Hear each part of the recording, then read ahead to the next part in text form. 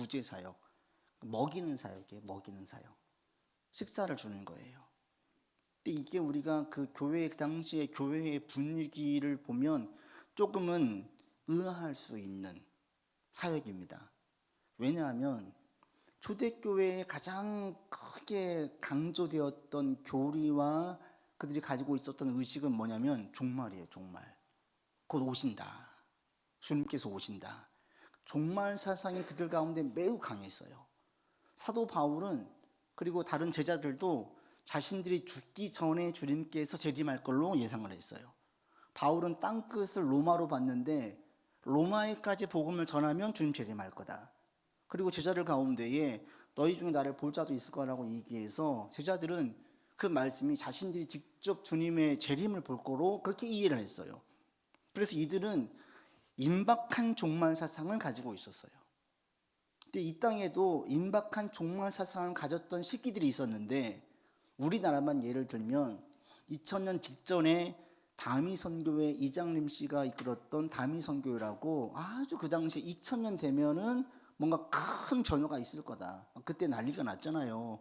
컴퓨터 버그가 일어날 거고 문제가 생길 거다. 이렇게 생각했었는데 아무 일도 일어나지 않았잖아요.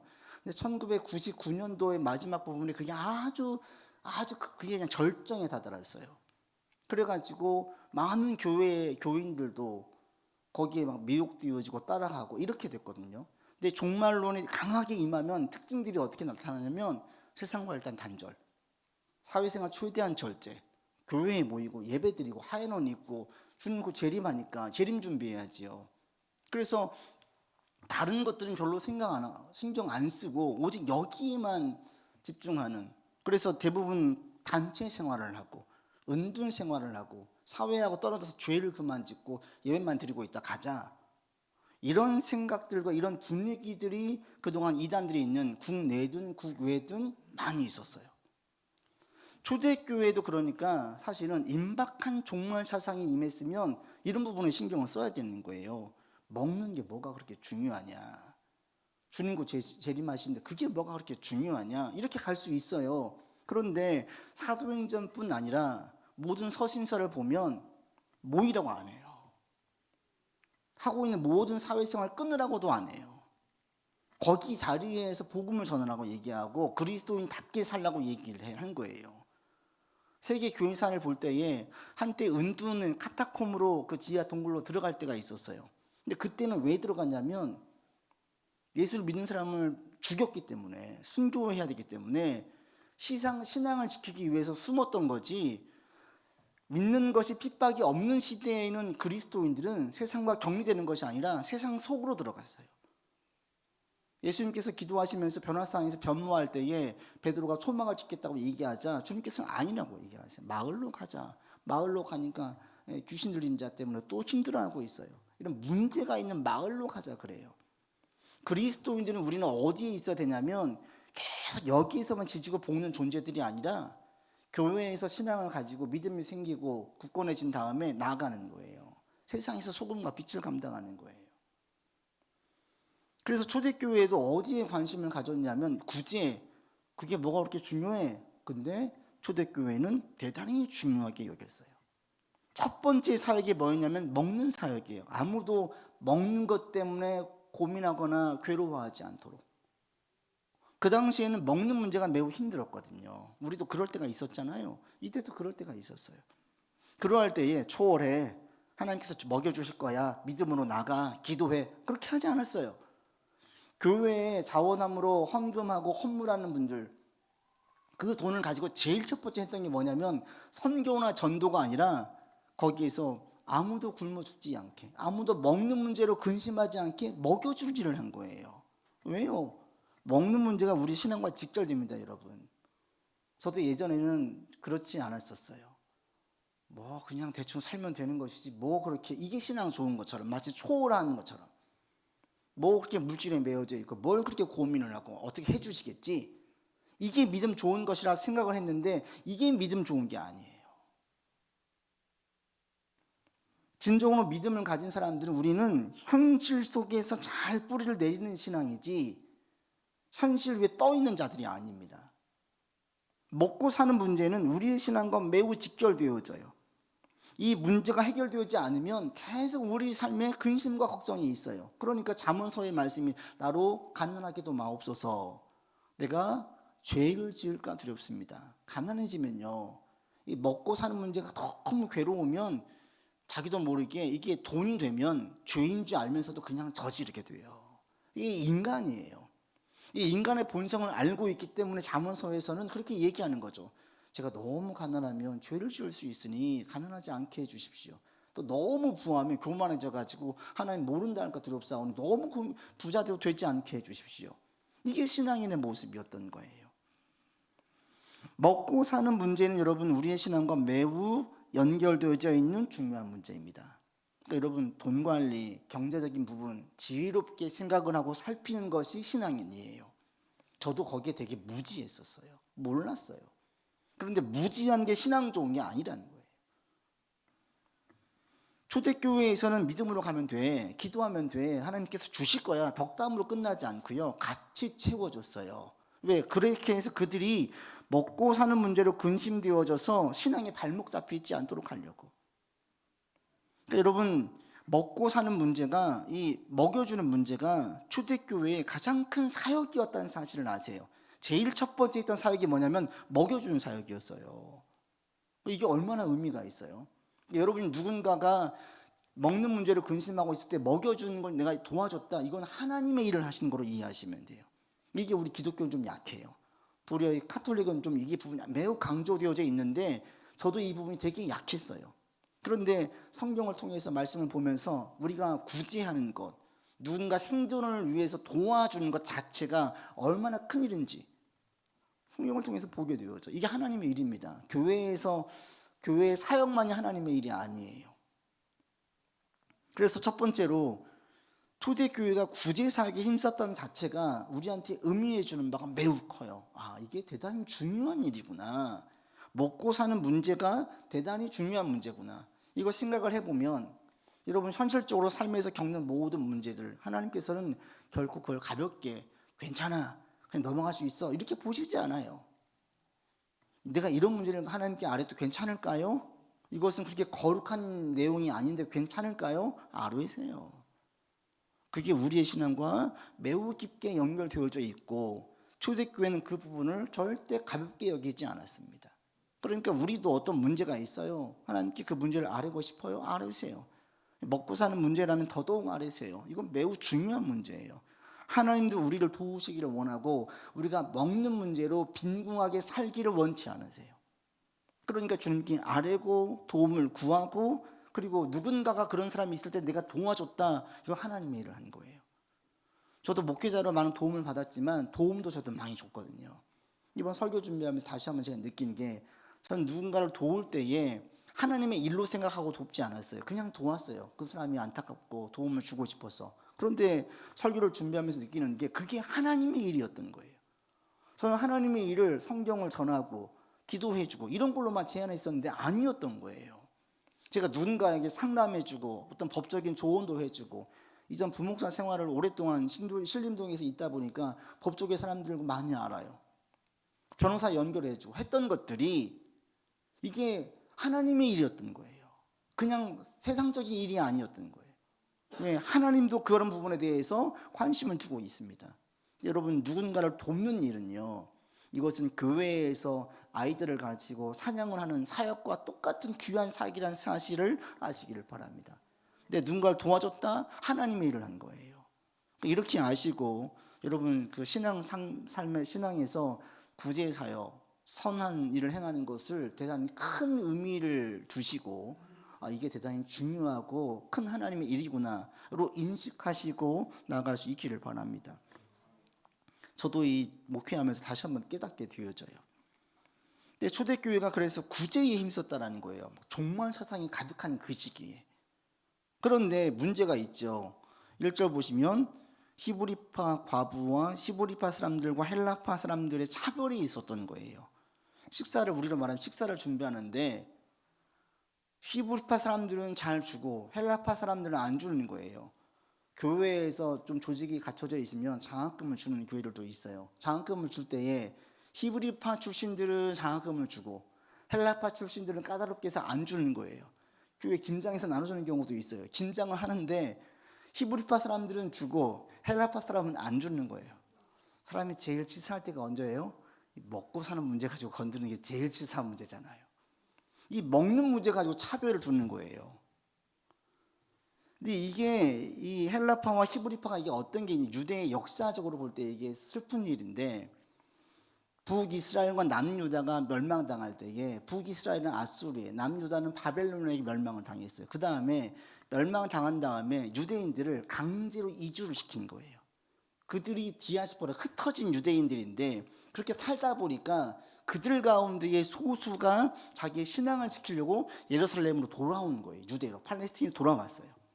그들을 헬라파 유대인들, 그러니까 이 예루살렘에 살지 않고 팔레스틴에 살지 않았던 사람들, 그들은 그 당시 헬라 사상, 헬레니즘이 주도하고 있었기 때문에 헬라어를 썼어요. 그래서 그들은 히브리어를 몰라요. 근데 그들 가운데의 신앙 때문에 예루살렘으로 돌아오는 사람들이 있었어요. 그리고 그 당시는 모계 사회, 지금도 그렇지만, 그러니까 엄마만 유대인이면 아빠가 유대인이 아니어도 이 사람은 유대인이에요. 그들 가운데에 엄마는 유대인인데 아빠가 유대인이 아닌 사람들이 있었어요. 성경에 보면은 젊은 목회자 디모데와 디도가 있는데, 디모데는 엄마 아빠가 전부 다 유대인이에요. 히브리파 사람이에요. 그런데 디도는 아빠가 헬라인이에요. 그러니까 헬라파 유대인이 바로 디도인 거예요. 그러니까 색도 좀 다를 수도 있죠. 언어도 다를 수가 있죠. 우리도 그런 때가 있었잖아요. 일본 그 일제 강점기 때 400만 명이 일본과 만주로 갔는데, 그 당시 인구 1944년 조선의 인구가 2,500만 명이었대요. 그 중에 400만 명이 일본이나 만주나 중국으로 갔어요. 어마어마하잖아요. 거의 5분의 1이 간 거예요, 우리나라에. 근데 그들 가운데에 중국으로 간 사람은 조선족이라고, 일본 간 제일동포라고 얘기하잖아요. 그들 가운데 한국말을 못해요. 그런데 한국 국적을 가지고 있는, 예를 들면 그 우리 방송으로 나왔던 지금 추성원 씨 같은 경우는 제일교포 4세예요. 그 사람은 국적이 한국 국적이었었어요. 그래서 한국 국적으로 한국 국가 대표가 되려고 왔다가 이게 부당한 일이 벌어지니까 일본으로 귀화한 거예요, 귀화. 그러니까 그때까지도 조선의 국적을 포기하지 않았었어요. 그런 사람들이 유대인들 가운데 섞여져 있었어요. 근데 그들 가운데에 같이 교회 안에도 히브리파 유대인과 헬라파 유대인이 있었는데, 우리로 말할 때 딱 왔는데 한국 사람처럼 생기지도 않았어. 한국말도 못해. 그런데 그 사람이 한국 사람이래. 그럴 때 차별을 주는 거예요. 그게 지금 이 초대교회에서 이런 차별이 있었던 거예요. 근데 우리가 이 차별에 대해서 먼저 생각해 볼 게 뭐냐면, 이 교회가 어떤 교회예요? 성령이 충만한 교회예요. 엄청난 역사가 있었어요. 이 교회의 리더가 누구예요? 예수님의 직계 제자들이에요. 그들을 통해서 귀신이 쫓겨나가고 병든 자가 낫는 역사가 있었어요. 어느 지도자보다도 가장 뛰어나고 신실한 지도자가 그 교회의 리더로 있었고요. 하나님의 강한 역사가 있는 교회가 바로 이 초대교회였어요. 근데 이런 교회에서 이런 불의한 일이 벌어졌다는 거예요. 먼저 이 부분을 여러분 생각해 보셔야 돼요. 가장 신실하고 가장 죄가 없을 만한 공동체가 초대교회 공동체인데, 이 공동체에서 이런 불의한 일, 이런 먹고 사는 치사한 문제, 차별을 주는 일이 어떻게 일어날 수가 있지? 있었다라는 거예요. 근데 이걸 묵상해 보면 어떻게 이런 일이, 왜 그러겠어요? 인간이 죄가 많으니까 그래요. 죄 많은 인간들이 살고 있기 때문에 그런 거예요. 인간들이 있는 곳은 어느 곳이든지 문제가 있어요. 교회라고 해도. 근데 교회에서 어떻게 이럴 수가 있어? 그럴 수 있어요. 그게 인간이 사는 곳이기 때문에, 죄가 많은 인간들로 구성되어져 있기 때문에 그런 거예요. 여러분이 어느 교회든 가서 문제가 아예 없는 교회, 어떤 볼 때에 불의함이 하나도 없는 교회를 찾아보세요. 한 교회도 없습니다. 한 교회도. 또 유명한 일화가 있잖아요. 스펄전 목사님 찾아와서 청년이 왜 이렇게 교회에 문제가 많은가, 문제 없는 교회 좀 소개해 주세요. 그랬대잖아요, 목사님께서. 그런 교회 없다. 그런 교회 있으면 나도 소개해 달라. 그리고 그런 교회 있으면 너는 절대 가지 마라. 왜? 네가 가가지고 그 교회 문제 일으킬 거니까. 우리는 다 그런 존재예요. 그러니까 이 사실을 알고 있으면, 인간이 이렇게 건강하고 깨끗하고 좋을 만한 교회에도 문제가 있었다는 걸 인정을 하고 이해를 하면요, 여러분이 사람을 대할 때, 어떤 모임을 대할 때, 어떤 조직을 대할 때 훨씬 좀 여유 있게 관용을 베풀면서 대할 수 있어요. 그 볼 때에 손가락질 해가면서 어떻게 그럴 수가 있어, 정죄하고 판단하고 막 욕하는 것이 아니라, 그렇지 뭐 인간이 사는 곳은 다 그렇지 뭐, 이해하라는 거예요. 첫 번째. 그렇다고 죄를 묵인하라는 게 아니라 인간이 사는 모든 곳에 이게 일어날 수 있다는 거예요. 교회뿐 아니라, 교회도 이렇다면 일반 사회는요, 작게는 한 개인들은요, 모두 그래요. 모두. 여러분, 이것들을 이해하고 나갈 수 있기를 바랍니다. 이게 이해가 되어지면 다른 사람들 정죄하거나 판단하거나 막 욕하지 않아요. 그래, 인간이 그렇지 뭐, 그럴 수 있어. 그리고 여러분 자신을 보세요. 우리는 어때요? 똑같잖아요. 여러분 지금 예수를 믿고 있는 것이 여러분 어떤 행적 때문에 예수님 믿게 됐어요? 나의 선한 행위와 나의 의로움 때문에 믿었다라고 확신하는 분 계십니까? 한 분도 없어요. 우리의 행실을 따지면 예수님을 믿을 만한 자격이 우리에겐 하나도 없어요. 저를 포함해 우리 모두 다 믿을 자격이 없어요. 이건 전적인 하나님의 은혜예요. 하나님께서 우리의 죄를 참으시고 용납하셨기 때문에 자녀가 된 것이지, 우리의 행실과 우리를 보고 주께서 우리를 자녀 삼으신 것이 아니에요. 이런 죄인도, 이런 연약한 존재도 주님께서 우리를 참으시고 회개하도록 이끌어 주셔서 여기까지 오게 만들었잖아요. 이게 우리예요. 이런 관점과 태도로 다른 사람과 다른 조직들을 바라보시면요, 훨씬 유연하고 지혜롭게 대할 수 있어요. 어떻게 죄가 저래? 어떻게 저 모임에 그래? 어떻게 교회가 저럴 수가 있어? 그럴 수 있어요. 나도 그러잖아요. 인간이 그래요. 그런 죄 많은 인간들로 구성되어 있으면 교회는 그런 곳이고 사람들이 모인 곳은 다 그런 문제가 있어요. 그럼 여러분 혹시 그런 것 때문에 불만이 있고 정죄하고 판단하는 분이 있다면 다 내려놓으시길 바랍니다. 그런 것들은 우리가 가지고 있을 게 아니에요. 원래 그런 곳이 있어요. 이렇게 이해하게 되어지면 다른 사람들을 대할 때에 훨씬 더 관용을 베풀 수 있어요. 네가 어떻게 그럴 수가 있어? 그가 아니라, 그래, 네가 그럴 수도 있지. 그 상황이라면, 나도 그 상황이면 그랬을지도 몰라. 인간이 그렇거든요. 그러니까 초대교회 때 어떻게 이런 일이 있을 수 있습니까? 로 따지지 말고 그럴 수 있구나. 그런데 문제는, 정말 중요한 건 뭐냐면, 문제가 발생하는 것은 문제가 아니에요. 그 문제가 발생되었을 때에 그 문제를 어떻게 처리하느냐에 따라서 신실한 그리스도인이냐 아니면 세상 사람과 똑같은 사람이냐로 나뉘어져요. 문제가 없는 곳, 문제가 없는 사람 없어요. 근데 문제가 발생되었을 때 어떻게 그 문제를 대하느냐가 중요한 거예요. 이 초대교회가 왜 건강한 교회인지 오늘 본문에 나와져 있어요. 여러분 3절에 보십시오. 2절과 3절 읽겠습니다.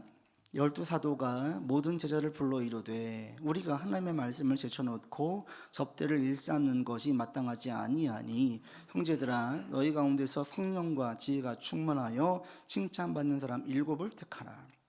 우리가 이 일을 그들에게 맡기겠다라고 얘기해요. 이게 이제 이 교회가 건강한 교회이고 성령 충만한 교회구나를 알 수 있게 만드는 대목이에요. 12사도 12절 보시면 가룟 유다를 뺀 11사도, 그 다음에 새로 뽑아쓴 제자가 있으니까 12제자가 12사도가 모든 믿는 자들을 불렀어요. 그리고 이 접대하는 것이 이제 구제하는 건데, 이 구제하는 사역을 우리가 힘쓰는 것은 마땅하지 않다. 우리는 말씀과 기도에 힘써야 되는데 이걸 같이 하려고 하니까 우리가 하자가 있다. 우리가 미흡하다. 그래서 이 일을 잘할 수 있는 사람 좀 뽑아달라라고 얘기하는 거예요. 사도들이 우리가 다 할게, 우리가 다 책임질게 하지 않아요. 다 할 수 있어. 그렇지도 않아요. 그리고 불러가지고 사람들 택해라고 얘기했는데 그렇게 해서 뽑힌 사람이 누굽니까? 5절 보시면 같이 읽겠습니다. 온 무리가 이 말을 기뻐하여 믿음과 성령이 충만한 사람 스데반과 또 빌립과 브로고로와 니가노르와 디몬과 바메나와 유대교회에 입교했던 안디옥 사람 니골라 7명을 뽑았어요. 근데 이 7명이 다 누구냐? 헬라파 유대인들이에요. 이들이 다, 이 이름들 자체가 헬라식 이름이에요. 그러니까 우리로 말하면 이런 거죠. 이름을 쓸 때에 우리가 쓸 때 홍길동 쓰면 한국 사람이잖아요. 근데 거기다 홍데이빗 쓰면 어떻게 돼요? 이름이 그거밖에 없어요? 예, 그거밖에 없어요. 그럼 이 사람은 여기서 태어난 게 아니라 미국에서 태어났거나 다른 나라에서 태어났겠네? 라고 생각이 되어지죠. 그 이름을 가지고. 여기 나와 있는 스데반, 빌리, 브로고로, 니간 다 이 이름식이 헬라식 이름이에요. 그러니까 이 이름만 들으면 이 사람들은 헬라 출신들이네? 헬라파 사람들이네? 로 이해를 하는 거예요. 7 집사를 뽑아서 구제사에게 전담하게 했는데 뽑고 보니 이들이 전부 다 헬라파 유대인들, 차별당했던 유대인들을 뽑은 거예요. 왜 그랬을까요? 차별시키지 말라고? 아니에요. 여러분 3절에 보시면 사도들이 분명하게 기준을 제시했죠. 뭐라고 제시했습니까? 성령과 지혜가 충만해서 칭찬받는 사람을 뽑았는데 뽑고 보니까 그들이 다 헬라파 유대인들이었어요. 이게 건강한 사인 중에 하나예요. 뽑을 때에 대세는 히브리파 유대인들이에요. 지역 안 따졌어요. 학연 안 따졌어요. 연고지 안 따졌어요. 스펙 안 따졌어요. 세상의 기준 한 개도 안 따졌어요. 오직 봤던 것은 뭐냐면 성령과 지혜가 충만하냐, 즉 하나님을 온전히 믿고 하나님의 사람이냐, 그 다음 지혜가 있느냐, 이 일을 잘 처리할 수 있는 능력이 있는 사람이냐, 이 2가지만 봤어요. 스펙도 보지 않고요, 지역도 보지 않고요, 연고지도 보지 않고요, 직장도 보지 않아요. 다만 그 일을 맡길 때에 진짜 믿음의 사람이냐, 그 다음 또 한 가지 그 일을 잘할 수 있는 사람이냐, 이 2가지만 본 거예요. 그렇게 해서 세워놨더니 그들이 다 헬라파 유대인들이에요. 여기에 대한 설명은 없어요. 왜 그럴까요? 제가 묵상을 해봤어요. 충분히 우리가 이해할 수 있는 부분이 있어요. 헬라파 유대인들은 대부분 어떤 사람들이었냐면 좀 인생에 좀 황혼기에 접어든 사람들이 많았어요. 또는 자기 신앙을 지키고자 온 사람들이 많았어요. 대부분이 그런 사람들이었어요. 몇 세대 한참 지난 다음에 그 지역을 떠나가지고 다시 예루살렘으로 왔다? 이건 뭘 의미하겠습니까? 많은 것을 포기한 거예요. 유대인 다시 예루살렘을 왔을 때에는 연고지가 없어요. 아는 사람도 없어요. 친인척은 전부 저쪽에 있어요. 저기 중국 길림성에 있고 저기 저 일본에 있고 다 거기 있는데 혼자 왔어요. 신앙 때문에 온 거예요. 신앙을 위해서 많은 걸 포기하고 왔어요. 그러니 이들이 하나님께 대한 열심과 열정이 얼마나 대단하겠어요. 여러분 8절 이하에 이제 스데반 집사가 나오는데 7장에 가면요, 스데반 집사가 설교를 해요. 설교를 보면요, 이분이 구약 말씀이 얼마나 능통해 있는지를 알 수가 있어요. 헬라파 유대인인데 성경 말씀을 배운 거예요. 그러니까 여기서 뽑고 보니까 거기 히브리파 유대인들 가운데에도 열심히 있는 사람이 있었지만 헬라파 유대인들 가운데에는 신앙 때문에 다 포기하고 온 사람들이 열심히 있겠습니까? 없겠습니까? 다 포기하고 신앙 때문에 다 포기했어요. 얼마나 열심히 있겠어요. 그러니까 뽑고 보니까 공교롭게도 헬라파 유대인들이었던 거예요. 대세는 전체 대세의 구성인들은 히브리파 유대인들이었는데 안 따진 거예요. 여러분 우리 교회에 외국인 노동자가 들어왔어요. 신앙생활을 열심히 해요. 그분이 열심히 해서 이제 여기서 살고 있어요. 그분이 뭐 학교도 초등학교밖에 안 나왔어요. 근데 공장에서 일하고 있어요. 돈 벌고 있는데 너무너무 신실해요. 여러분 그런 사람을 교회에 장로로 세울 수 있어요? 많은 교회에서는 그게 걸림이 돼요. 초대교회 때는 그런 걸 안 따졌다라는 거예요. 그러니까 여러분 교회에서는 뭐 세상적인 스펙이나 이런 것들이 한 개도 안 중요하고 안 중요한 분위기로 만들어야 돼요. 저도 그래 마음속에 어떤 품는 게 있어요. 교인들을 만날 때 내가 어떤 건 하지 않아야 되겠다. 그게 왜냐하면 그게 오히려 나으니까. 그게 진짜 건강한 교회를 만드는 좋은 사인이 되니까. 교회는 세상의 기준으로 영향을 줄 수 있지 않도록 만드는 게 너무너무 중요한 거예요. 초대교회는 그렇게 하는 거예요. 그래서 초대교회에서는 사람을 리더를 세울 때에 그런 세상적인 지역, 연고주의, 스펙 한 개도 안 따졌어요.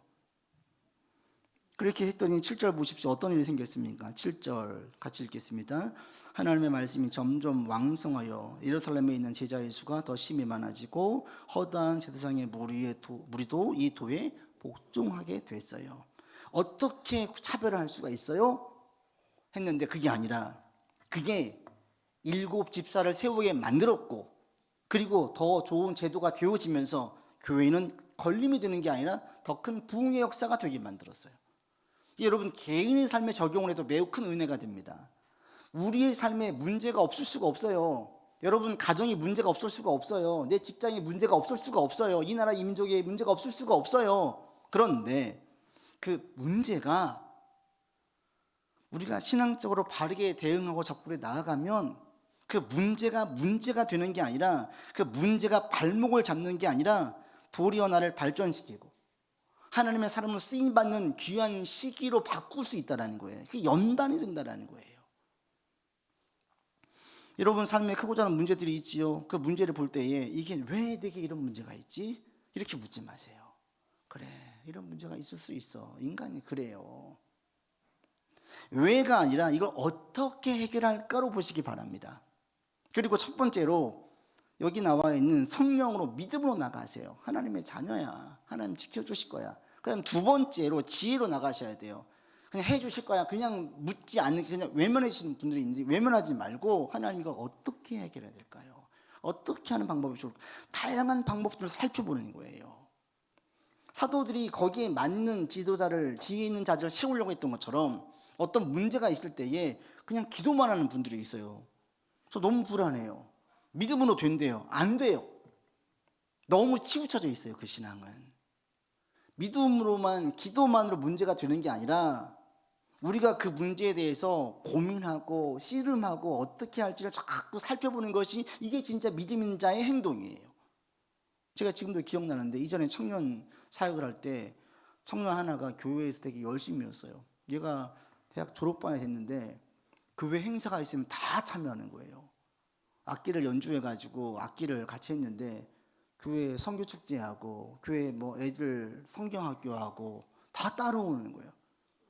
제가 따라와 있을 때 물어봤어요. 너 졸업반인데 취업 준비 안 하니? 그냥 웃기만 해요.